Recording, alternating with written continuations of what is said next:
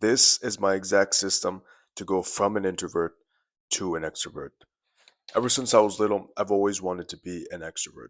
And the reason why is because as an introvert, as being the shy kid growing up in school, I saw all of these popular kids, all of these extroverted kids experience the benefits of being extroverts.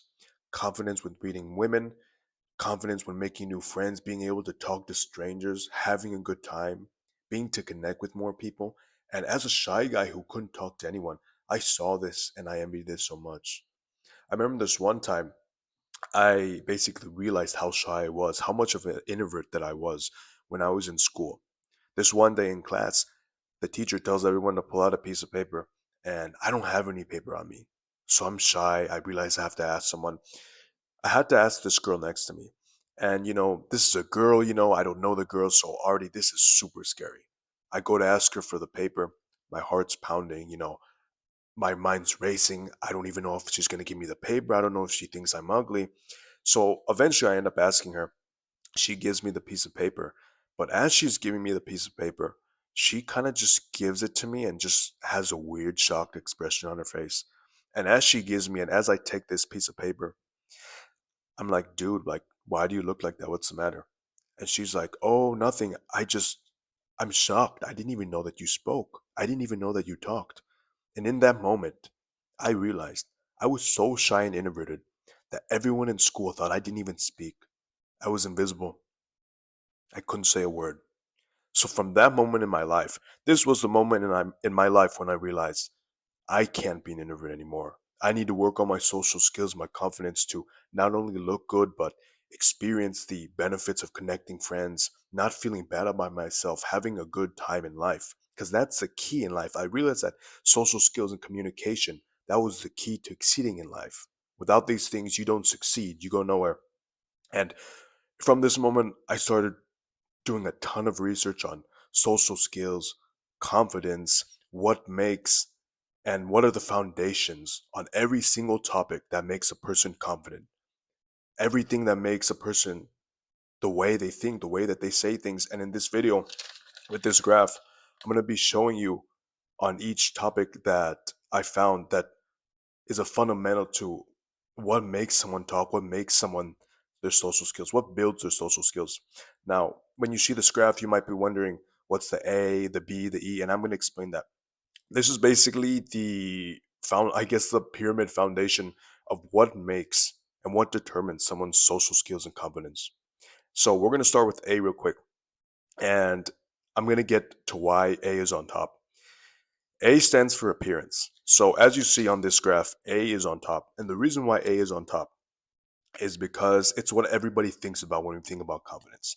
We've all seen and been brainwashed with movies, the most attractive people having the most confidence, knowing that they're attractive. And when they know they're attractive, they become more confident. Because if everybody likes you for how you look, if you're constantly getting compliments, of course you're going to feel good about yourself. Now, the reason why A is on top and it stands for appearance. The reason why appearance is on top is because this right here necessarily does not matter. Okay. So A is on top because it's not the foundation. B and E, without these two things, they are going to be extremely difficult. So B and E are foundations, which is on the bottom, but A is on the top because this is an add on. This basically is the cherry on top. It's the cherry on top and it's on top for a reason. And the reason why I'm saying this is because I've seen countless situations where a person does not have the most attractive looks, but they are extremely confident. They're extremely charismatic. And the reason why this is because they have B and E. And I'm going to get into that later. And vice versa as well. I've seen people who are extremely attractive, they have money, they are not ugly people.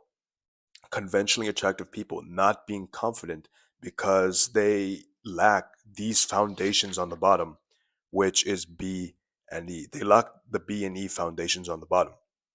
So, long story short, of course, working on your appearance is going to improve your confidence and your social skills. So, this deals with looks, diet, just working in the gym. And of course, in my experience, doing these things has made me more attractive, has made me feel a lot better, being more confident knowing that women like my appearance, knowing that I have a good physique, knowing that I take care of myself. This is extremely important to do. The next that we see here is B. B stands for biology. Now you might be thinking, what are you talking about? Biology? What does that mean? Biology basically stands for your neurosystem, the way that you automatically think. And this deals with testosterone, um, neurological and psychological factors that deal with you. And what I mean with this is that if you do not have this, B is on the bottom of this graph for a reason. Because take this for example. Unfortunately, there are some people who have psychological disorders, mental disorders. This involves maybe autism or Down syndrome. Obviously, because of these mental disorders, are they have a hard time communicating. So they might not even understand confidence. They might not understand the importance of communicating with others. And so this makes sense, right? If you don't have the mental capacity to talk and to do things, you're not going to be confident and you probably won't even understand being confident. So there's a reason why B is on the bottom of the triangle. It's a foundation. There's another side to B. Biology also stands for testosterone as well. So I guess this can relate with appearance because when you eat a good diet, this relates to your fitness, but biology also means for testosterone as well. So the hormone that you have as a man, testosterone, plays a huge part in the way that you speak, your confidence, the way you perceive yourself. It's more than appearance. Testosterone is more than appearance, but it's also the way we think about ourselves as men.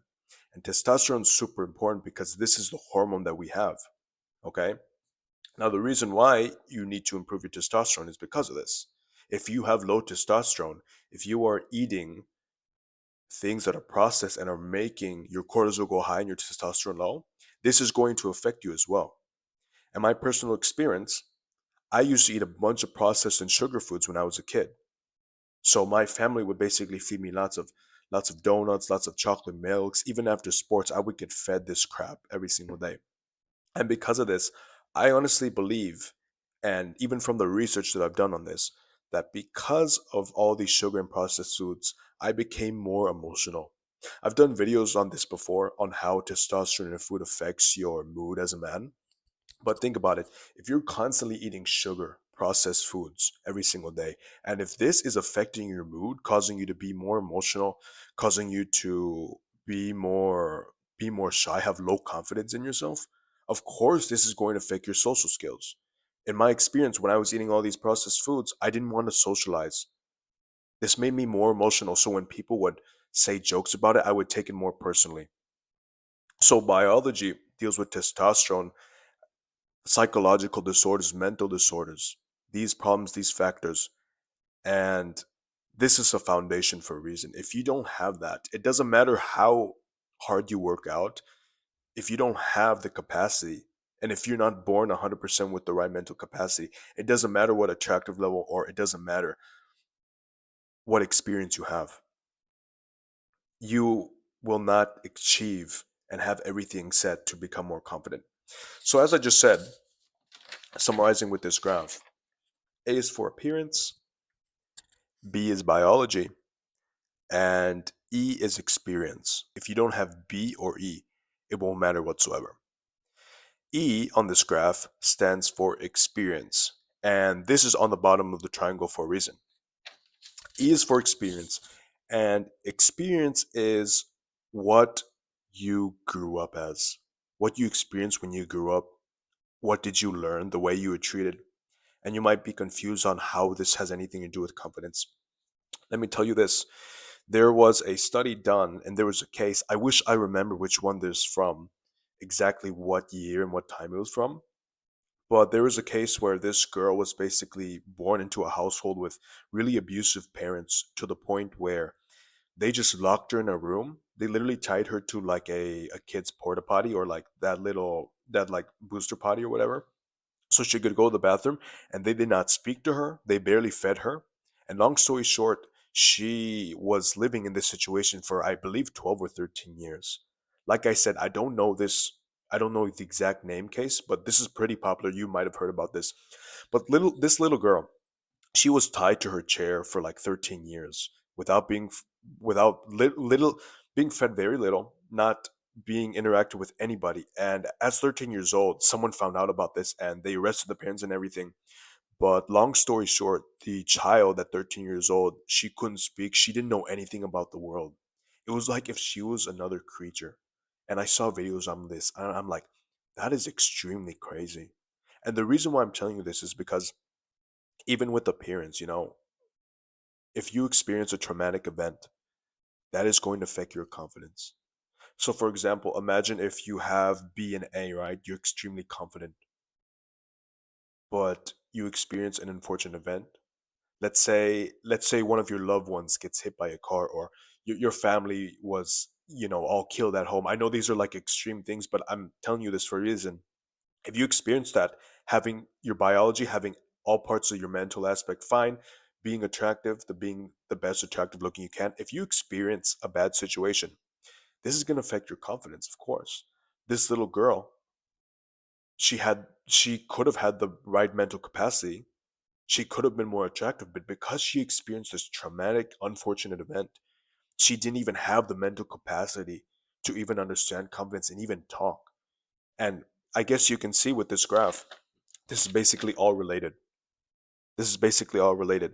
And the reason why I'm saying this is because there's so many times where there's someone that's attractive and they have A and B, but they've gone through bad experiences. Now that I'm talking about bad experiences, I recently just said that, you can have the biology part and the experience part, and not have A. So there's a reason why there are some and very unattractive people who are extremely confident. They know who they are. And that's because they have B and E. So these guys, most of these guys who are extremely confident despite not looking the best, is because they have experience. I remember this one time in university, I met this guy and he was not very attractive. He was not very attractive at all. He was on the shorter side, he was overweight, but I met him at this networking event in university last year, and he stood out to me because he was extremely confident. I actually ended up hanging out with him even more. And I remember he told me, "Hey, me and a bunch of friends were going to this event. Do you want to come?" And I was like, you know what? Like, he's just going to invite more guy friends. But then I was like, you know what? I'll give bro a chance. I'll just connect with him more. And I go to this event and I'm expecting him to have like a bunch of his guy friends, his boys, right? But as I go to this event, bro literally pulls up with one of the most, or a group of the most prettiest women I've ever seen in university. And from this experience, I'm just like, how does bro do it? Like, how does this guy being 5'6", unattractive, have this so many things? Have the confidence and have the confidence to talk to so many women? And that's because he has E. He has B and E. So as I just said, it goes back to the graph. He has B. So obviously, he has the right mental capacity to talk to people. He's fully fine, fully functional, but he has E. And his experience, opposite of experience a bad experience, he's experienced lots of good experiences. So from knowing this guy, his family they're all entrepreneurs. They have their own business in Chicago, in the United States. And he's also been taught a lot by his family. He was explaining to me how close his family is, how close that they communicate and talk to each other. He also experienced growing up with lots of siblings, older siblings. So this means that he grew up in an environment where there was lots of social situations, lots of asking questions, lots of connecting with other people. And I had recently just made a video on this, talking about how the way that you were raised and the social environment that you're growing up in, this has a huge part to do with the way that you socialize with people and your confidence. Because in my experience, I didn't have this. My parents came from other countries. They migrated from other countries to the United States. And long story short, times were tough. So they didn't worry about communicating with me, and most. They didn't ask me how my day was. They didn't ask me and show me how to socialize. They just worried about taking care of me, protecting me, and putting money on the table to pay for our finances. And because of this, this is something that I actually experienced. I did not experience E.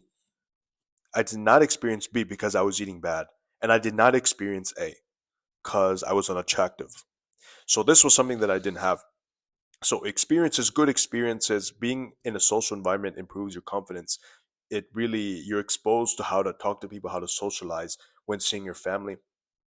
And that basically summarizes A, B, and E.